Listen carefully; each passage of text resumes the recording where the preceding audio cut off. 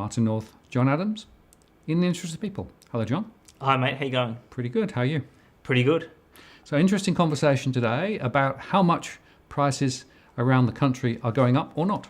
Indeed. So I think today's a very interesting show. We have, we're potentially on the verge of, I think, revealing a potential scandal. We won't call it a scandal yet, but a potential scandal. So we have been led to believe, and just going back to our last show, we even conceded this point that in the last quarter, or the first 3 months of the financial year, house prices in Sydney and Melbourne have been going up. And basically a whole host of vested interests have been pushing this single narrative that there is a recovery underway.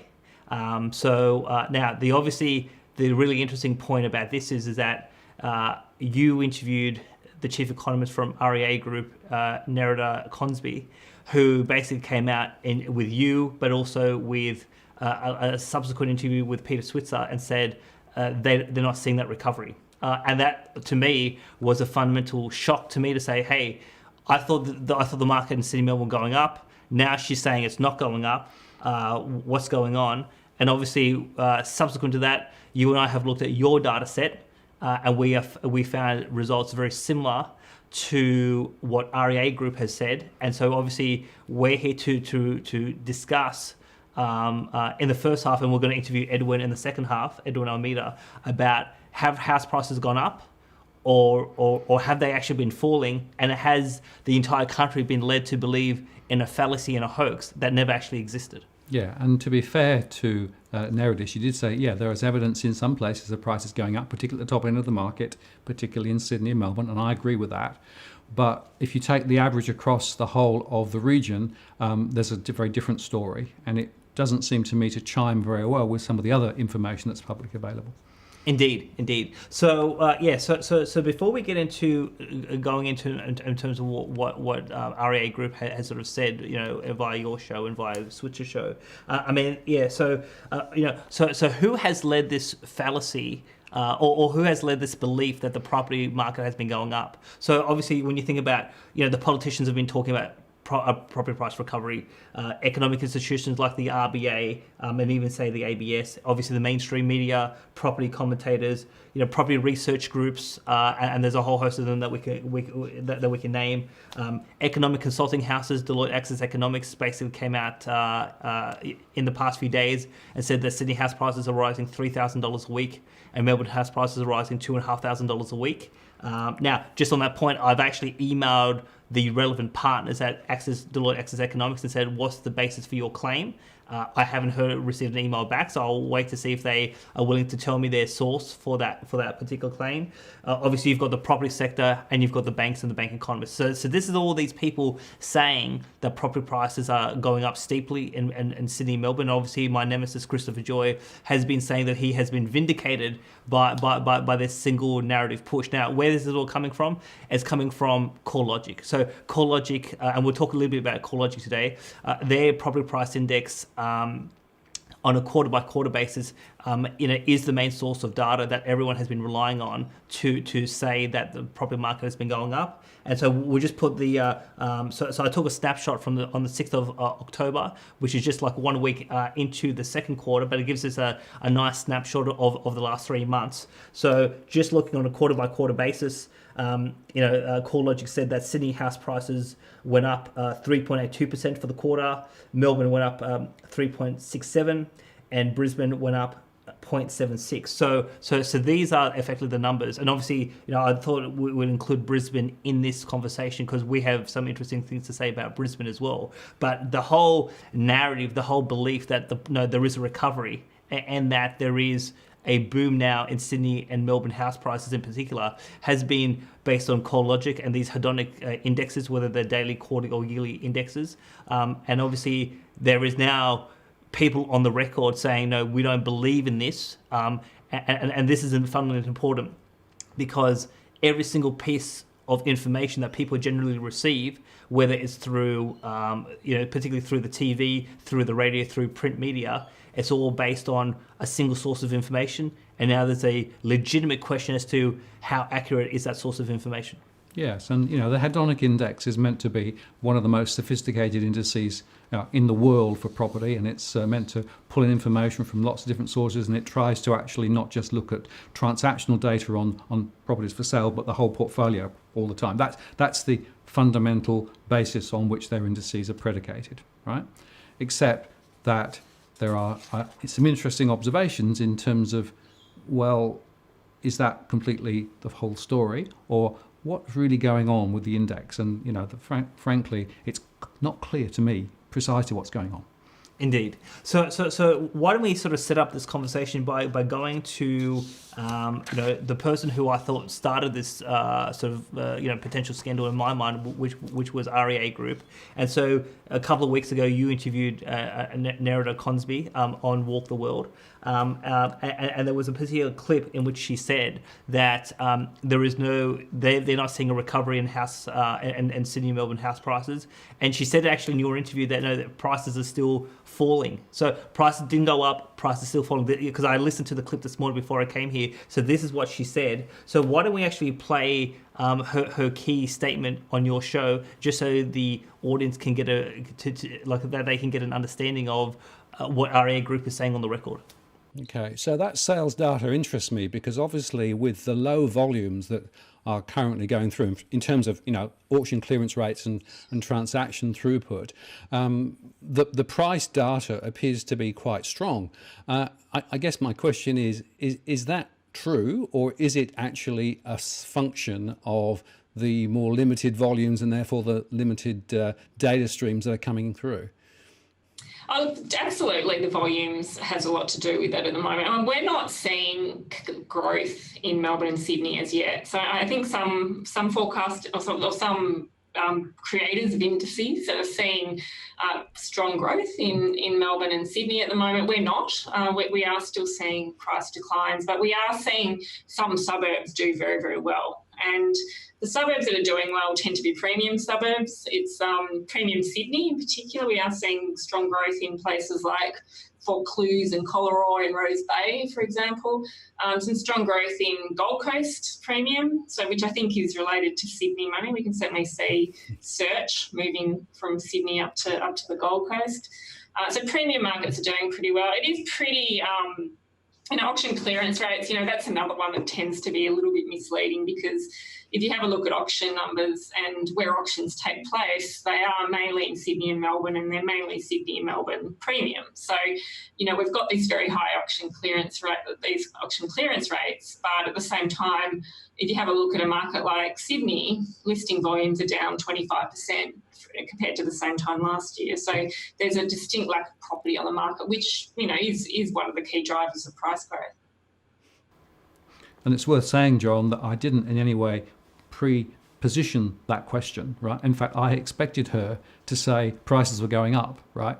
So I reacted, hopefully with a fairly straight face, but I thought that was a really telling conversation point. Yes, and the thing that really jumped out at my mind was when she said that her organisation, their findings, that they're not seeing what the quote creators of price indices are saying. Well, she didn't say CoreLogic, and obviously to be fair, CoreLogic is not the only creator of price indices, but the main one that has been saying that there is a recovery in house prices is CoreLogic, and she said. At her group, and obviously REA Group owns realestate.com, which is a big source of information about what is happening in the market. They are seeing prices still falling in Melbourne, Sydney, not rising, and that is a big controversy purely because the entire country has been led to believe a narrative based on one organisation's data. Yes, and look, let's be honest. Any average is always going to be misleading, right? Because averages, by definition, are always going to be inaccurate. But it was very significant that her position is quite different from the publicly held view by most people, I think, in Australia as to what's happened in the last 3 months. Indeed. And so, I mean, when I watched your interview with her, I was so shocked with her statement that what I went off and did was I actually emailed Peter Switzer and Christopher Joy. And basically, because Christopher Joy for the last few months has been saying that Keane and Adams have been fundamentally wrong, there is a recovery. They didn't understand they don't understand economics. They don't understand the market, and because Christopher Joy has forecasted that property prices will go up 5 to 10% over the next 12 months. And I think in a recent debate with Steve Keen, he said after the second rate cut, which was July, so from July of 2019 to July of 2020, Christopher Joy said prices will rise 10%, and he said prices have already gone up 3-4%. And this is where's this claim coming from? It's coming from CoreLogic, and so he always says, I always call it right. This is the big claim by Mr. Joy, and yet he's already starting to push that narrative, and so we have REA Group on the record of saying, well, this whole narrative by Christopher Joy and others is basically wrong in their view. The data doesn't support that. So this is why I emailed your interview with Nerida to Switzer and Joy. And resulting from that, Switzer decided to have Nerida on his program to basically get to the bottom of, well, the comments she made on your show, and I was interested to see what she would say, and she basically didn't walk away from her position. She basically said, no, I mean, prices, particularly in Sydney, on an annualized basis, are still falling, and she said that they have their own data scientists internally. They have their own data warehouse. They're actually got their own internal price indices, and their own work is showing something fundamentally different to what CoreLogic and other spruikers have been saying. And so why don't we actually play this key clip from the Switzer interview? When John Adams actually put this out, and I will name John because he actually did say that, he said that you've virtually said that CoreLogic's data about a house price rebound is bullshit. And I could imagine you using the word, but I could imagine John using the word. But I could imagine you might have questioned some aspects of it, but you wouldn't have been doubting that the house prices are starting to move up. I certainly didn't use the word bullshit. Yeah. Good girl. Your mum and dad would be proud of you. Not a common word for me, but I guess what we're seeing is definitely a recovery. Yep. But at the moment, it's not spreading across Sydney as a whole. It's not spreading across Melbourne as a whole. So, but is that unusual? Because even when there's a big house price boom, some suburbs go up by large amounts and some go up by little amounts. Isn't that true? Yeah, and that's exactly what's happening. If we have a look at what's happening, it's a premium market story. If you have a look at Sydney's premium suburbs, you've got Vaucluse going up 20%, you've got Rose Bay up 12%. Go to Parramatta and try and find an apartment that's gone up in value, you're probably going to find it a little bit harder to find one. But you've been sneaky there. And it's unusual because you work in newspapers. How could you be sneaky? Well, you're related to newspapers. Because you said houses in Vaucluse and apartments in Parramatta. What are houses in Parramatta doing? Are they better than apartments? Better than apartments? Yeah. So I guess what we're finding is when we look at our index on a year-on-year basis, Sydney as a whole is still going backwards. Oh, really? Sydney Premium is doing very well. Okay. But it's yet to spread to medium-priced suburbs. It's not spreading to apartments. The recovery is underway, but it just takes time. Yeah. Well, that's pretty definitive, isn't it? Although, of course, she's talking about annual price movements. And even CoreLogic would probably say that, prices were down, they're now going up. So we've got to be careful about the time frame differences. But nevertheless, I think it's pretty telling. Yes. So in the interview with Switzer, she said on an annualized basis. But in your interview, she said, no, prices in Melbourne and Sydney are still falling. So that would obviously indicate to me that, when you're looking at Sydney and Melbourne as a whole, we are not seeing like a robust recovery, because she said, like other price indexes, we're not seeing a recovery to the extent that these other indexes are suggesting. Yep. And so, I mean, obviously, I think her comments are fundamentally significant because people are out there in the marketplace either selling property or buying property thinking that prices are recovering, particularly if you want to buy a property and you think, prices are booming at now, I need to get in now so that I don't miss out, because otherwise if I wait 6 months down the track, it may be more expensive. And yet if people have made decisions in the last 3 months, or people are planning to make decisions in the next 4 to 8 weeks, it could be based on a completely fallacious price proposition that's not supported by independent data. Yeah, and again, prices will be varying by different types of property in different locations and all those things. But nevertheless, it fundamentally changes the zeitgeist around property. That's the key point, I think. So before we get into looking into your data, so you and I have compiled some data. We've compiled some data over the last week in order to get a sense as to who's more accurate between CoreLogic and an REA Group. Using your model and your methodology and your data sources. I think it's important just to explain to the audience about how important CoreLogic is to how a whole host of vested interest groups around the country talk about property prices.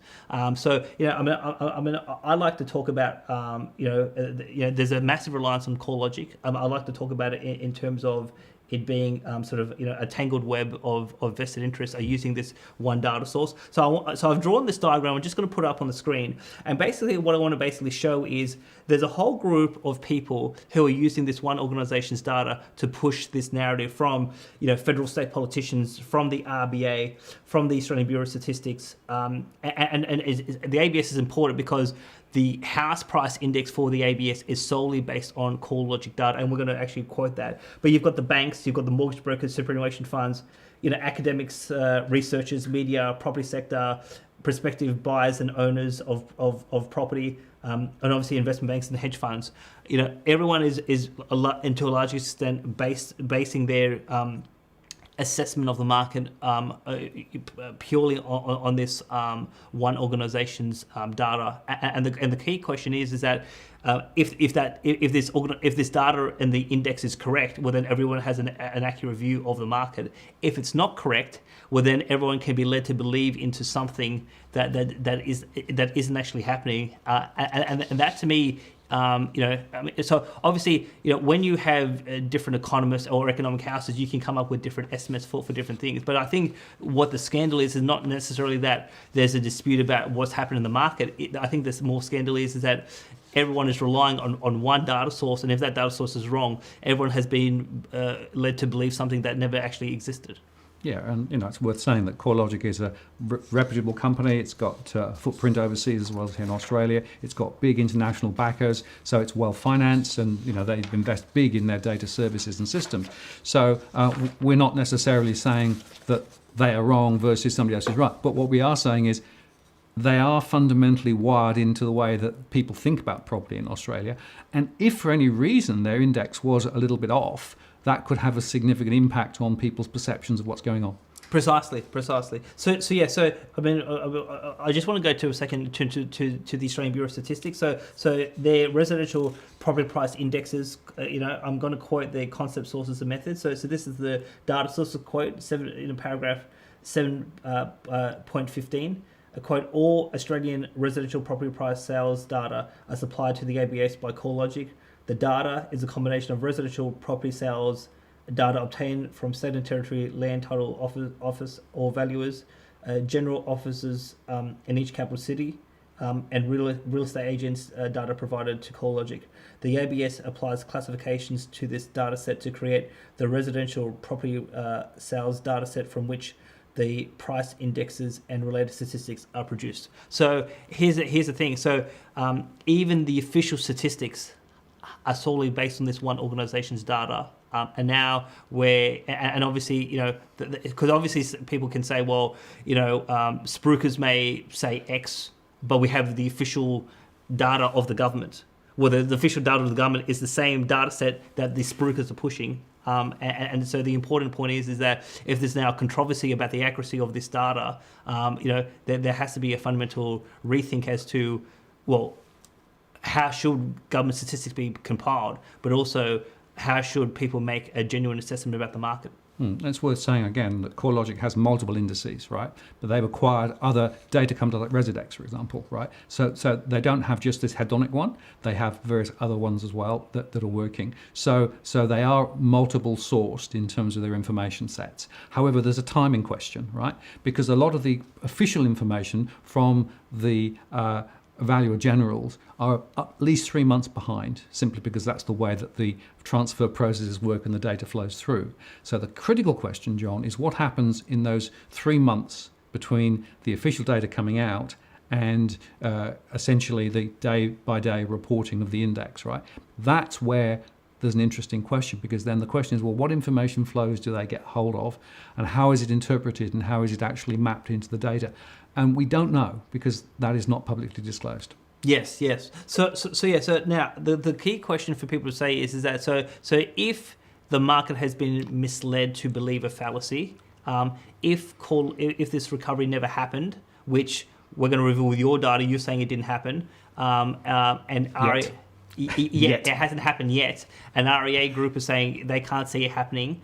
So the question is, well, how and why could CoreLogic be wrong? So I mean, really, and so I make no claims about, So if they are wrong, I make no claims as to why they're wrong. But in theory, there's basically three reasons in my mind. One is either the methodology that they use to calculate the indexes is flawed.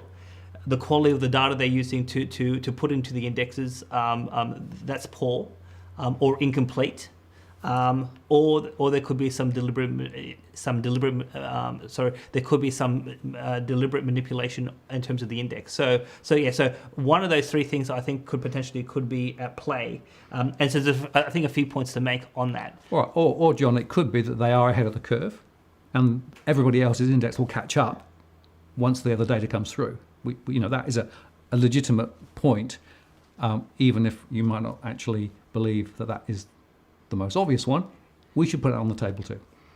But the thing is that here's the thing. So when you say they're ahead of the curve, they've already made a claim about the last 3 months, like the first 3 months of the financial year. Yep. And the data for that first 3 months, if the authoritative source is the valuer general, well, no one has access to that data yet because it's still being compiled. So obviously there is some basis for them to make a claim. So I'm not sure if we can be categorical to say they're ahead of the curve, because there's no basis to be ahead of the curve. No. But my point is, if they've got data flows from legitimate sources, which nobody else has, they could potentially be ahead of the curve, and in 3 months' time, everybody will say, no, you were right? That is certainly a feasible outcome. Sure. But the question is that going to be the outcome? We don't know yet. Well, we don't know, and obviously we're going to go through your data. We're going to go through REA's sort of statements as well. Yep. So a few points to make on this. Now, in terms of the methodology of CoreLogic, who created this? Christopher Joy, the person who I debated back in March, and so he wrote an article from September 2016 for the AFR, where he talked about the work that he did in developing in terms of these indexes. So I'm just going to quote from this article, quote, which is titled "The RBA Gets Housing Wrong Again." Quote, this is Christopher Joy writing, quote, in the mid 2000s, the RBA was worried about the timelessness and accuracy of the quarterly median price indices. To address these problems, I helped establish a business that designed the daily hedonic house price index CoreLogic publishes, which we built in close consultation with the RBA. Yeah, and it's also we'll just put up the longer quote that he also included, right? Because he goes into quite a lot of detail there about the mechanisms that are used within the index. So obviously, if there's an issue with the index and the methodology, it goes back to the person who designed it. That is Christopher Joy, Mr. Property Speaker himself, who says there's going to be a recovery in the house price and house prices for over the next 12 months, from July 2019 to July 2020. So that's one potential area of sort of concern. Or potential problem, and then obviously in terms of data flows, so obviously you and Edwin, who'll bring in on a second, have more information about this than I do. But correct me if I'm wrong. So CoreLogic used to get a rich data flow from. So something changed 4 months ago. It's to do with HomeTrack. HomeTrack was a very rich source of real estate-led information from the real estate agencies, right? And that information would have flowed into CoreLogic's systems. However, about 4 months ago, that then got diverted to REA. Mm-hmm. So effectively, CoreLogic lost a very significant data source in their overall systems and processes, right? And when we talk to Edwin, we'll ask him about the consequences of that, because he was saying even 6 months, 12 months ago that he's got a concern about the accuracy of the CoreLogic data now without the home track data. Yeah. So obviously there has been so when REA makes their claims, they are basing on this home track data because they've acquired that company, and that data used to go to CoreLogic, and they're no longer getting it anymore. So we don't know to what extent that has actually impacted the accuracy of these indexes. And the timing's interesting because, of course, the CoreLogic index started to take off quite soon after that transfer of data was affected. Okay. So the potential could be a relationship there. I don't know. I'm just making a correlation. I don't know whether it's correct or not. I'm just saying, from a timing perspective, I think it's quite interesting. Interesting. Okay, so now what I want to do with the conversation is to go into the, in terms of what we've done, particularly in terms of your index.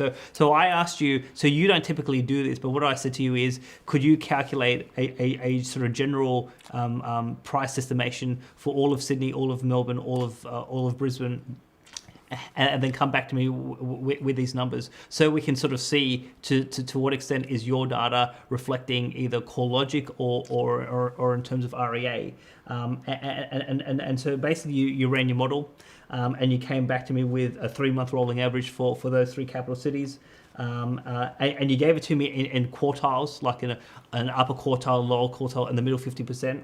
And so I've done some manipulation with that, and we've talked about how that was going to be done. And so what we're going to put up on the screen now is what we found in terms of what your data is saying for Melbourne, Sydney, Brisbane for the first quarter of the financial year. So according to your data, you've said that house prices went up 0.56 for Sydney, 0.13 for Melbourne, and 0.27 for Brisbane. But for units, they saw heavy falls, 3.5% falls in Sydney, a fall of 1.92% in Melbourne, and a fall of 1.65 in Brisbane. So obviously these numbers that you've looked at for these capital cities, they are very different particularly for Sydney, Melbourne, to a whole of market 3.8%, 3.7% increase in Melbourne and Sydney. So before we go any further, do you want to sort of give a bit of a flavour to the audience as to how did you come up with these sort of in terms of these estimates for these capital cities using your data and methodology? Yeah, so that's the core market model that essentially we've been running for years and years, and we populate that from a number of information flows that come in, including our surveys, including other data sources, and that includes some price transaction information. So this is more to do with what's happened in terms of prices that are actually transacted in the last few months.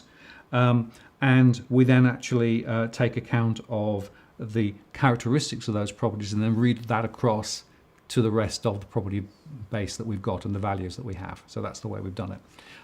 Not perfect by any means, but it's a reasonable estimate in my view. I haven't tried to publish this on a regular basis because it's quite new and we're just sort of seeing how it goes.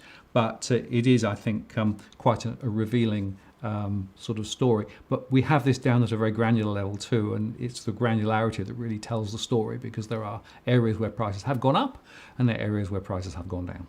Indeed. So what we're going to do now is we're going to go through Sydney, Melbourne, and Brisbane separately, and we're going to look at the various quartiles as you send me the original data, just to give people a flavour, is because this is your data is very consistent with what REA Group said, which was that the premium suburbs are the ones that are seeing a bit of a price recovery, but the broader housing market is still falling.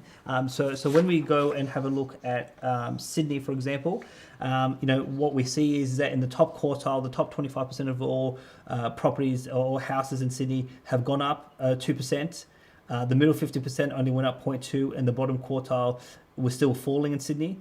Whereas when you look at units, still heavy falls for units across the board, but the falls in the top quartile were less than the bottom quartile. So obviously, so that's obviously a very consistent sort of thing that the REA Group is saying, because they've been saying that in premium suburbs like Vaucluse, we are seeing sort of robust growth. but even in like, we'll put up on the screen, domain.com.au today said that prices in sort of Western and Southwest Sydney are still falling. So that obviously gives you so a domain, what Domain is saying, what RA Group is saying, and what your data is saying is a very consistent story about certain pockets are going up, but the broader market is still falling. Yeah. And, as more data points come in, we'll know more for certain. But certainly there is a difference of view relative to what the CoreLogic story was. Yes. Now, in terms of Melbourne, so let's go to Melbourne. So, again, your data, you're saying that for the top quartile for houses, it went up 3.3%, which was quite robust. The middle 50% went up only 0.8, and the bottom quartile only went up 0.3. Obviously, a different story for units. Actually, the top quartile for units in Melbourne actually went up for the quarter, 0.1%, which is effectively flat. The middle 50% fell 2.5%, and the bottom quartile fell 2.8%. So Melbourne, a slightly better story on property prices compared to Sydney, but still, fair to say, nothing like the 3.7% of whole of market, which is what CoreLogic was roughly saying for the quarter. And then obviously when we go and have a look at Brisbane, in terms of Brisbane, the top quartile for houses went up 1.9%. The middle quartile actually fell, or the middle 50% actually fell 0.3%. The bottom quartile fell 0.2% for houses. And then obviously for units, the top quartile went up 1% in Brisbane. The middle 50% fell 2.5%, and the bottom quartile fell 2.6%. So obviously, again, we're seeing a premium story in Brisbane, but the broader market is seeing weakness both in houses and units. Yeah, and it's worth just saying I prescribe my geographic footprints based on the postcodes. That's how I've done it, just so people are clear. Yeah. Now, so what we can say now is, so we're seeing that there is a lot of weakness in units. And I think a lot of that would have been around some of the construction scandals that we are seeing. Yep. People have lost confidence in that particular market, but also there's probably a lot of supply also coming on the market. And when you look at credit growth numbers, we're seeing that there's not a lot of a lot of new borrowing for units. So there's a bit of a credit story as well as a construction quality story there. But we're seeing massive weakness there, and we're seeing some strength in housing and houses, but nowhere near the extent that has been reported on by either the index, CoreLogic index, or by the mainstream media. So what I decided to do when I looked at this sort of data is to just come up with a very basic weighted average, so that we could come up with a rough number.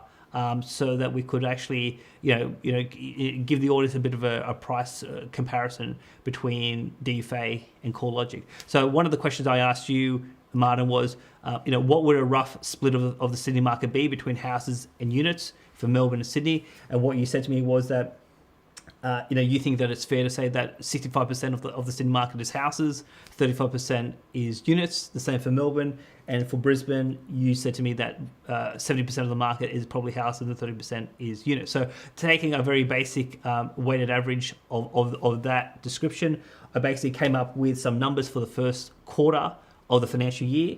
And so DFA is saying that Sydney prices fell by 0.43% for the quarter.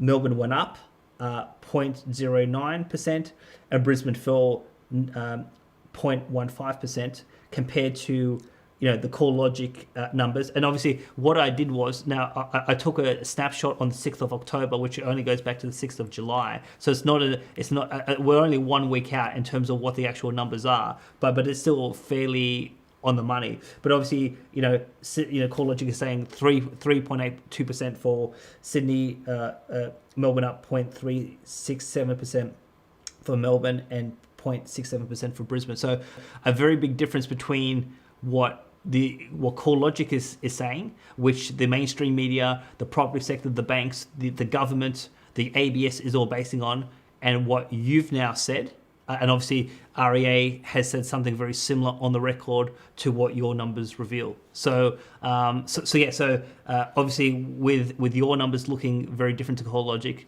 what do you have to say to the audience? Well, I'm saying it's early days, but there is an interesting correlation between my perspective and some of the other players that have been talking more recently about this. And maybe that means that we should just be asking a few more questions about what's really going on with home prices. We'll know ahead of time later on, but perhaps we should not be misled that prices are really bouncing back quickly. Yeah. So what I think would be appropriate now is to actually, cut across to interview Edwin Almeida, because particularly when we talk about the Sydney market, I mean, we have a real estate agent of 20 years experience who's actually in the market. He's actually dealing with property, dealing with clients. He's got a network right across the Sydney basin, and obviously he can give us an anecdotal on the ground perspective of what is he seeing in the market. Is it something closer to your numbers and REA Group, or is it something closer to CoreLogic? So let's bring him on. Yeah. Okay. Right. We'll do that. So Edwin, welcome to the show, and thank you for spending some time with us. You are the man on the ground, so we really want to pick your brains with regard to what's happening with regard to property prices.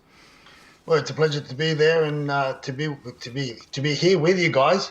I'm not there in person, because otherwise Uppercut Adams would get a slap across across the cheeks. I don't know, maybe we start a fight or something. Do that later, Edwin. We've got a few questions for you, and I'll let John run off with the first question. Sure. Okay, mates. So one of the big, the whole basis of this show, one of the big bases is REA Group. Their chief economist came out in 2 interviews in the last fortnight. One was with Martin, the other one was with Peter Switzer, and basically said that according to REA, there is no evidence of a property price, like a robust property price recovery in Sydney, Melbourne. Like what she said, like creators of price indices have been claiming, and obviously who's been saying this in loud amount is CoreLogic. So obviously from your perspective, particularly being in the Sydney market, how significant do you think her comments were on the public record? Well, I think her comments were very, very significant, highly significant, to say the least. And I was actually quite surprised that she didn't buckle under the pressure and the moves that Switzer was making on her. For a minute there, I thought he was going to go in for a peck. It was just one of those weird moments in that interview. But I thought she was. I thought that what she said was very, very significant, and it paints a clearer picture as what we've been saying all along. What I've been saying, that the hedonic daily index is BS, and you got to really take it with a grain of salt. And unless you understand how it's all put together, and unless you've got access to the back end, like a lot of real estate agents do have access to a lot of back end of these data houses, or the property portals and CoreLogic and the like, you're not really going to understand how the values are measured. And quite frankly, I don't even think the creators of the hedonic daily BS index understand how it all works anyway. Okay, Edwin. So before we go on to the next question, so what do you think the implications are? So if the whole market has been led to believe there's a recovery based on one organisation's index, and now someone significant in the market is saying no, we disagree with that, what are the implications, do you think, of this controversy that's been now created? Well, I've said it along. You've got to look at the source. You've got to look at the nature and the source of the data. I've said for many years, for decades, I've been saying that REA, or as most of the people know, realestate.com.au have the richest form of data out there. They've got all the data. We upload a lot of data on the back end when we list properties for sale. We upload more data on the back end when properties are sold.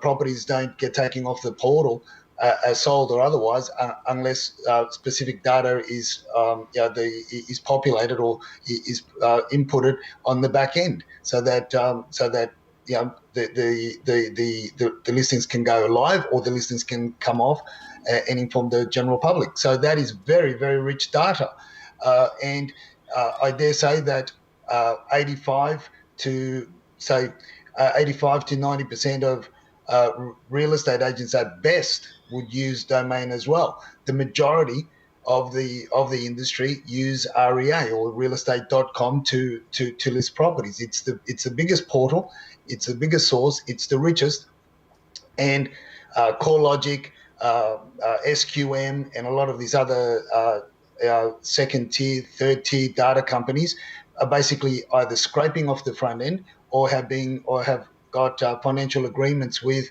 data houses to obtain the data. And as you know, John and Martin, I've been saying since last year that the relationship between CoreLogic and REA is severed now, because REA have got their own data house. They've spent hundreds of millions of dollars, and they're going to start more than likely start selling the data directly to the open market and to financial institutions, because that is the purest or the richest form of data that I'm aware of. There's nothing else better, in my opinion, than the REA data. Sure. Okay. So now, one of the things just before we had you on, Edwin, is we went through Martin's own price estimates for Sydney, Melbourne, and Brisbane, and we obviously compared that to CoreLogic for the first 3 months of the financial year, from July to September. Now, CoreLogic is basically saying that the market went up for Sydney around 3.8% for the first quarter. Now, whereas Martin's data saying is that no, Sydney actually fell by 0.43%. So one is saying it went up 3.8%, the other one is saying it actually fell 0.43%. So, and obviously, you may have heard that Deloitte Access Economics in the last few days have said that Sydney property prices are actually going up by $3,000 a week. And I've been chasing them to find out what's the basis of that claim. But obviously, you are a real estate agent in the Sydney market. You are dealing with clients. You've got your network right across the city. What's your professional assessment of the market over the last 3 months? Has the market gone up about nearly 3 to 3.8%, or has the market as a whole, do you think, has been falling, similar to what Martin's data has been saying, but also what REA Group said on the record as well? Well, I was speaking with my next door neighbour earlier today, and she said to me that her property's gone up in value by 4%. And I said, "And so where do you get that information from, or who's told you that? The local agent or what?" And she said, "No, I heard it on the news. And I've been hearing it on television." It's just the banter and the rhetoric that the mainstream have been propagating.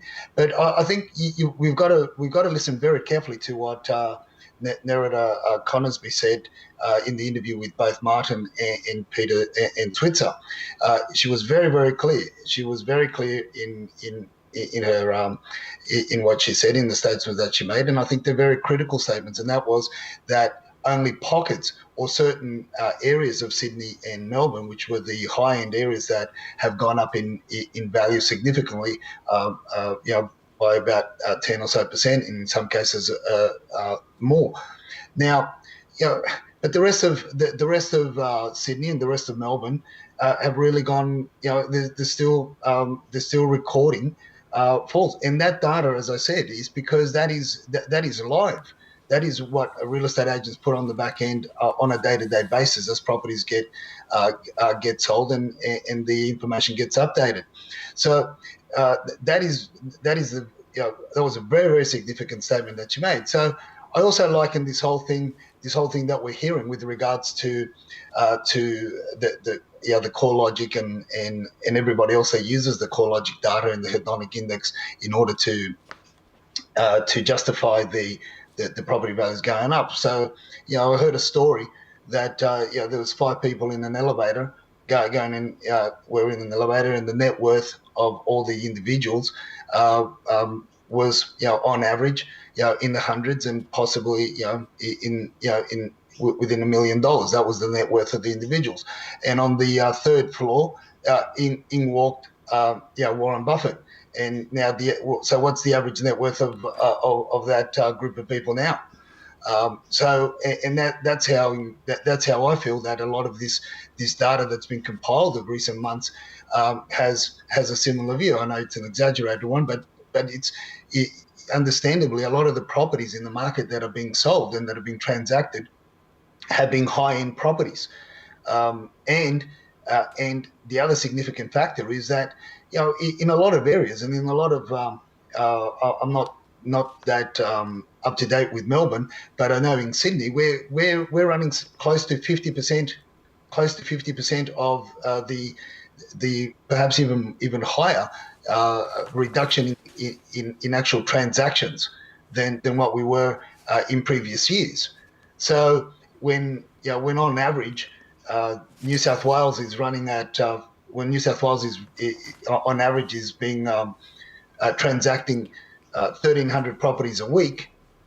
What do you expect? The numbers are very low. So and if the numbers that make up those sales transactions are very low and are in the high bracket range, or in the in high, you're going to get a huge distortion of the median, or the so-called rises, or the averages of the median, because it's lumping everything into one pot. The other thing is what they don't tell you is the fact that in a lot of these areas, and in the high-end areas, if you recall, some of these areas fell by up to 35% from their highs. So having a rise of 10% is really not a recovery, is it? Good point. Yeah, when it depends over the time frame that you're looking. But what do you think then? Do you think that there's really a false narrative or a bit of a hoax out there in terms of what people are thinking about property?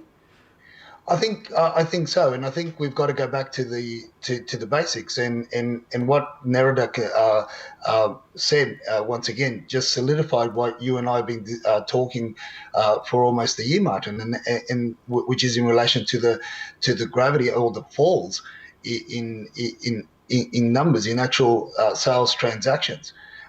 You get the mainstream media just pushing one story. What one person's experience doesn't necessarily make a national story, and that is what in a lot of the cases, I think some of the domain writers should just stick to the fluffy pillow stories and what colour they should paint the kitchen before the property goes up for sale, rather than trying to become economists. I mean, some of the stuff that comes out based on somebody's experience, just because some goose paid 15-20% over the reserve, doesn't mean that everybody's going to be paying 15-20% over the reserve on all the other auctions in the Sydney or Melbourne region. Just a simple fact is that there's always one goose in every 100. So and that's the one that they managed to interview. There's a lot of discrepancy, and the discrepancy has been bolstered or is magnified because of the fact of the low volumes. That's what the mainstream media should be talking about. They should be talking about the fact that all these figures, all this rhetoric, all this narrative of rises and this restoration of this positive upbeat, rather than informing the people what's really happening, is all based on very low volumes that is absolutely crippling the real estate industry in itself. Well, it wouldn't surprise me if the real estate industry itself becomes the straw that breaks the camel's back, and it sinks the property market further early next year. So finally, Edwin, there are lots of different contradictory stories then out there about property prices going up, not going up. So what would your advice to be to an individual punter trying to get a handle on property prices in a local area? What's the best source? Look, a lot of the people, a lot of family, friends, and people that aren't in the industry that I talk to, they all tell me, if you go to the front end of Domain and the property portals, they give you a predictive view on what the price of a house is, or the area, and all this sort of stuff. All that's really not working, because it's subjective to whatever data is putting on there, and then whatever they want to release and whatever they want to publish. As I always said, Martin, it's all about research, and when you think you've researched enough, research again. There's a lot of different sources. You can subscribe. Look, I'm not saying that CoreLogic is totally bad. I just think that parts of it, in terms of the hedonic daily index and things like that, are very questionable, to say the least. But the actual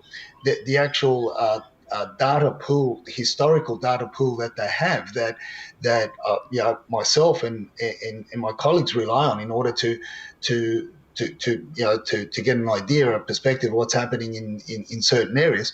That's also very, it's very good. It's very rich, which people can also, the general public can access that or parts of it by paying a once-off fee or a small subscription for a short period of time.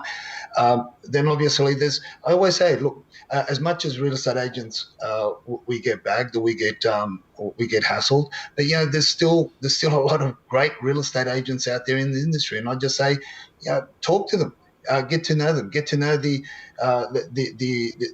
older agents that have been in those areas, in those suburbs that have got a rich history with that community or that suburb. Not necessarily the community, because communities have become rather big and transient, but they understand what's happened with the actual area. So they are a source. And I'm not saying you go there and you buy, or you just go to one agent. Go to multiple agents. Get feedback. You've just got to pull it all together, Martin, and then just sift through all the BS. And then understand, and then you get to the bottom of it. But even if you're not going to do that, go to realestate.com.au and it shows you historical sales on the front end, which a lot of data houses rely on a lot of that anyway by scraping the data off the front end. So you can get some information from that. But I always say there are a lot more sources, and you just got to be prepared to. It's a huge investment. It's the biggest investment that you're going to make potentially in your life. Other than Uppercut Adams getting into the ring with me, and I mean that's going to could take out his life altogether. But we'll see what happens at the end of the year. But other than that, for everybody else, buying a principal place of residence or a big investment, or an investment is the biggest investment that they're going to make in their life. Yeah, Edwin, I really appreciate your time today, and I think your advice is dead right, which is go local, do research, don't just take those high-level headlines that everybody keeps repeating, because property prices do vary. Thank you very much for your time today. Really appreciate it. Oh, I appreciate you calling me, and any time, and Uppercut, we're on. Okay, John, so we've gone through the data, we've gone through what Edwin's perspective is. What is your take out from all this? Sure. So Martin, so I think there's a few key points to make that the audience should walk away with. First one is there is no consensus on the movement of property prices. So we have certain organisations out there saying that property prices have gone up, and we have other organisations like REA and DFA saying that no, it's either been flat or it's actually been going down over the last sort of 3 months. So there is no uniform consensus. So that's point number one.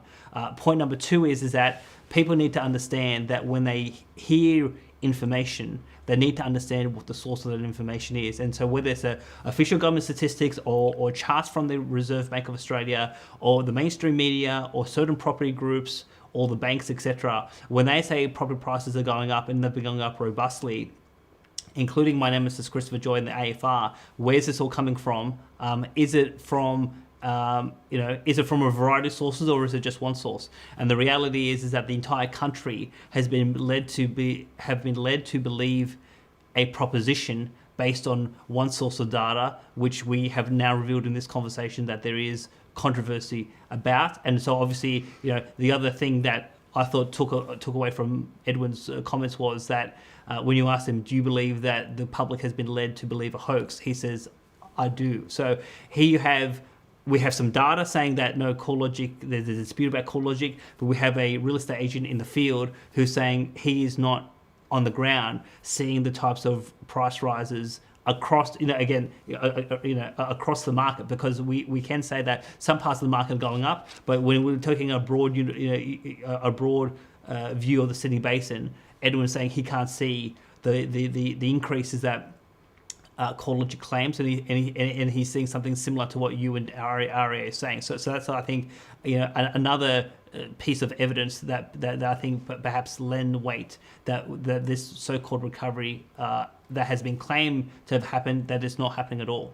And obviously, if we go back to our last conversation about credit growth, the credit growth numbers would point to that, there's a lot of activity around refinancing, but in terms of new loans to drive the market up, that has been very lackluster. And obviously, we had the minutes from the RBA yesterday pointing to potential requirements for further easing because of slowness across the economy.